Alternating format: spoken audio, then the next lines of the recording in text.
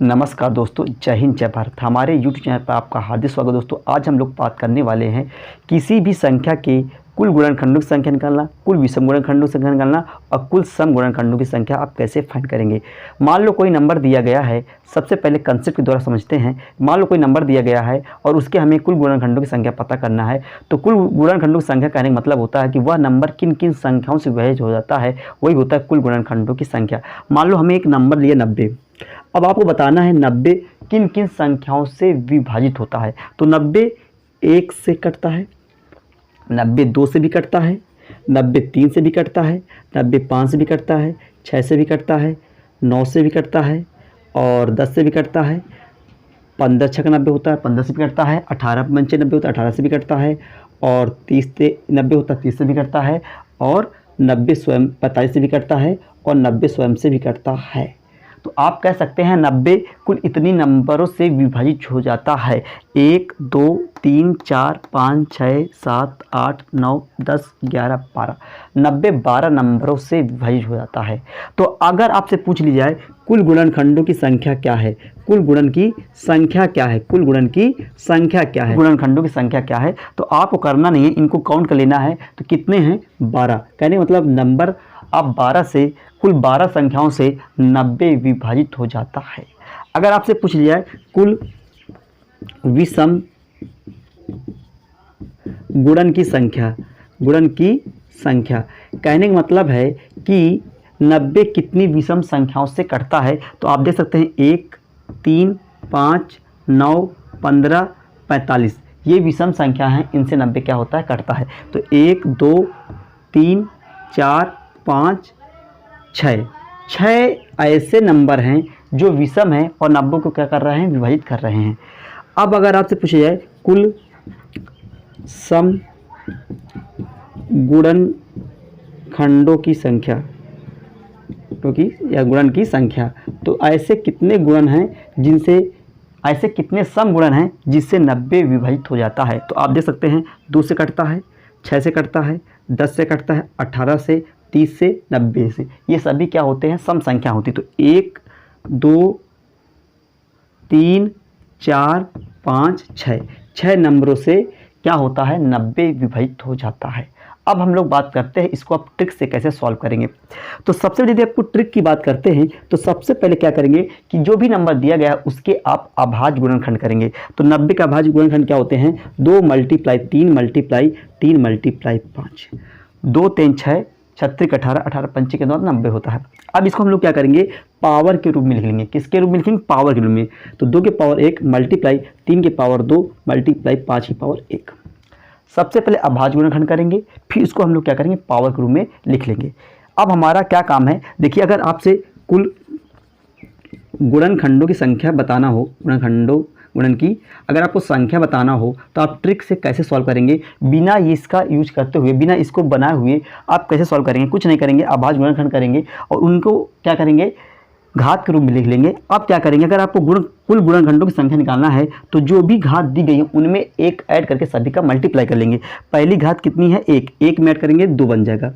दूसरी घात कितनी है? 2, 2 में ऐड करेंगे कितना आएगा? 3 मल्टीप्लाई। अगली घात कितनी है? 1, 1 में 1 ऐड करेंगे कितना हो जाएगा? 2। कहने का मतलब है जो भी घातें हैं उनमें सब में 1 1 ऐड करके सभी का क्या कर लेंगे? मल्टीप्लाई कर लेंगे। मल्टीप्लाई करते हैं 3 दूनी 6 दूनी 12। तो आप देख सकते हैं कि 12 ऐसे नंबर है जिनसे 90 क्या हो रहा है? विभाजित हो रहा है। यहाँ पर जब भी क्वेश्चन पूछेगा आपसे नहीं पूछेगा किन किन नंबर से विभाजित हो रहा है, वो टोटल पूछेगा कितने नंबर से कटता है, तो आप बता देंगे 12 ऐसे नंबर हैं जिनसे 90 क्या होता है? विभाजित हो जाता है। अगर आपसे पूछ जाए कुल विषम गुणन की संख्या या गुणनखंडों की संख्या, तो आपको करना कुछ नहीं है। अगर आपको कुल विषम बताना है तो क्या करना होता है? जो भी गुणनखंड है उसमें से सम बेस वाले को काट देना होता है। सम बेस वाले को काट देना होता है। जो भी विषम बेस बचते हैं उनके पावर में वही प्रोसेस करेंगे। अगला बेस क्या है? 3, 3 में कितनी घात है? 2, 2 में ऐड करेंगे कितना हो जाएगा? 3। अगला 5 है बेस, 5 की पावर कितनी? 1, 1 में ऐड करेंगे कितना हो जाएगा? 2। इनका मल्टीप्लाई कितना हो गया? 6। तो आप कह सकते हैं कि कुल विषम गुणनखंडों की संख्या कितनी होगी? 6। अगर आपसे सम गुणनखंडों की संख्या बताना हो तो आप क्या करेंगे? सम गुणन की संख्या अगर आपको बताना है तो करना कुछ नहीं होता है, कुल गुणनखंडों की संख्या में से विषम को सब्ट्रैक्ट करना होता है।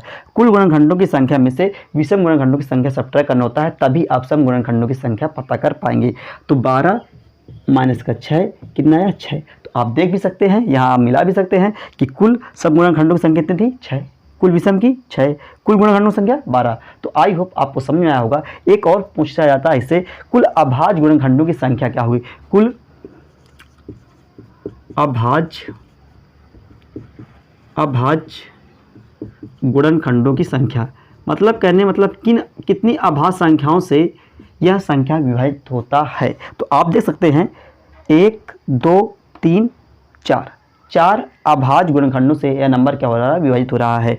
अगर आपको इसको सॉल्व लगाना है तो आपको पावर जो भी दी गई है उनको ऐड कर लेना है, अभाज्य गुणनखंड करना है, जो भी पावर दी गई उनको ऐड कर लेंगे। 1 2 1 कितना आया 2 1 3 1 4 4 अभाज्य नंबरों से ये नंबर क्या हो रहा है, विभाजित हो रहा है। तो कुल अभाज्य गुणनखंडों की संख्या क्या होगी 4 होगी। तो आई होप आपको समझ में आया होगा कुल गुणनखंडों की संख्या ट्रिक से कैसे लगाएंगे, और कुल विषम के कैसे निकालेंगे, कुल सम को कैसे निकालेंगे, और कुल अभाज्य गुणनखंडों की संख्या कैसे निकालेंगे। अब हम लोग क्या करेंगे, इसके सवाल देखेंगे जो कि रेलवे में पूछे गए हैं। या जो कि रेलवे में पूछा गया प्रश्न है, आपको 2 की पावर 8 मल्टीप्लाई 3 की पावर 2 मल्टीप्लाई 5 की पावर 3 मल्टीप्लाई 7 की पावर 5 में कितने गुणक सम संख्या हैं, आपको कुल सम गुणनखंडों की संख्या बताना है। तो आपको अगर इस तरह का कोई क्वेश्चन आए तो सबसे पहले आप क्या करेंगे, कुल गुणनखंडों की संख्या पता करेंगे। कुल गुणक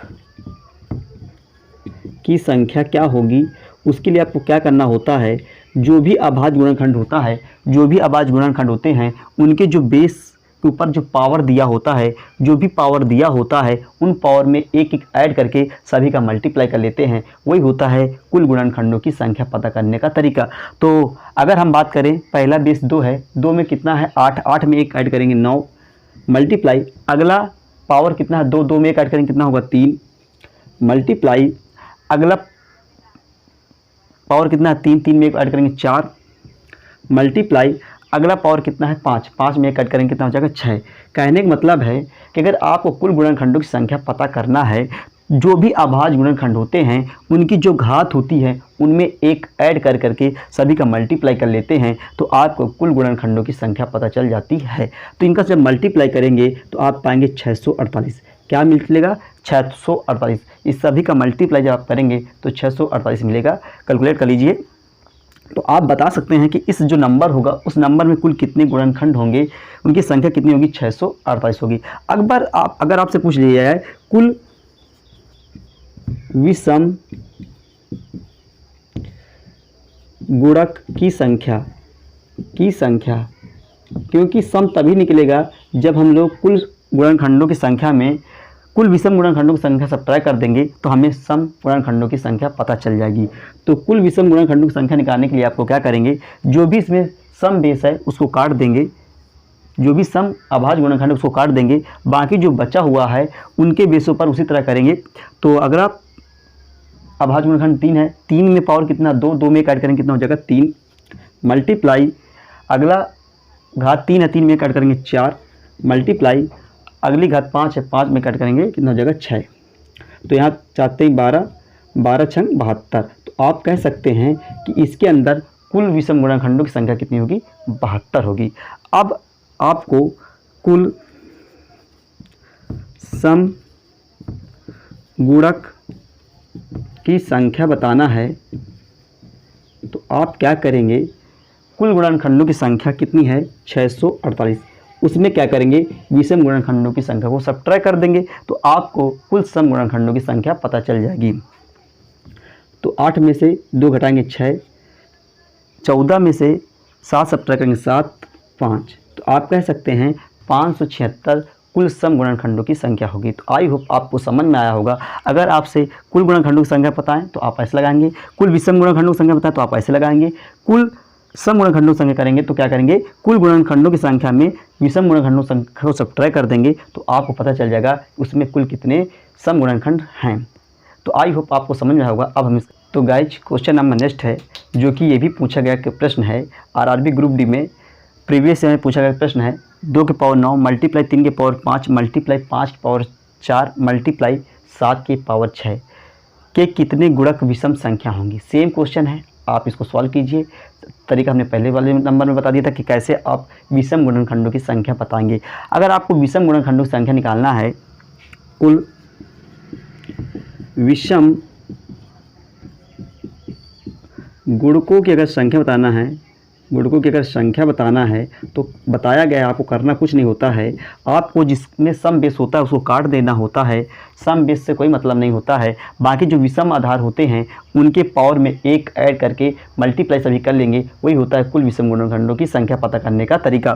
तो आप सम हमने काट दिया है, सभी बेस क्या है, विषम है, इनके पावर क्या है 5, 5 में 1 ऐड करेंगे कितना होगा 6, मल्टीप्लाई अगला पावर 4 है, 4 में 1 ऐड करेंगे कितना होगा 5, मल्टीप्लाई अगला पावर 7 की पावर कितना है 6, तो घात कितनी है 6, 6 में 1 ऐड करेंगे कितना हो जाएगा 7।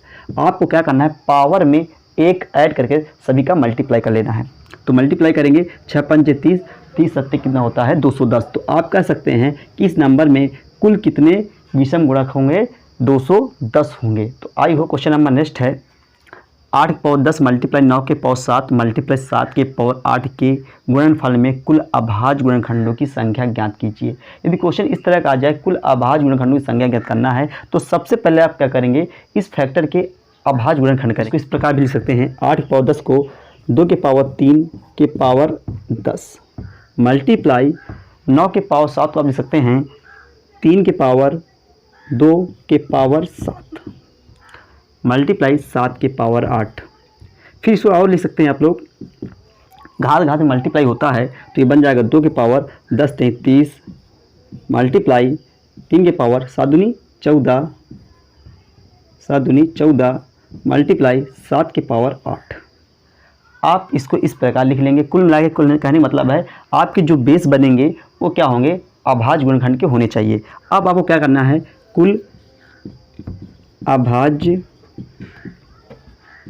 गुणनखंडों की संख्या, गुणनखंडों की अगर आपको संख्या निकालना है तो इस बार क्या करना है, कुछ नहीं करना है, जो भी घात दी गई हैं उनको सबको ऐड कर लेंगे। तो 30 + 14 + 8 44, 8 कितना होता है 52। तो आप कह सकते हैं कि इसमें कुल अभाज्य गुणनखंडों की संख्या जो होगी वो कितनी होगी, 52 होगी। तब तक के लिए वीडियो को लाइक कर लीजिए, चैनल को सब्सक्राइब कर लीजिए। धन्यवाद।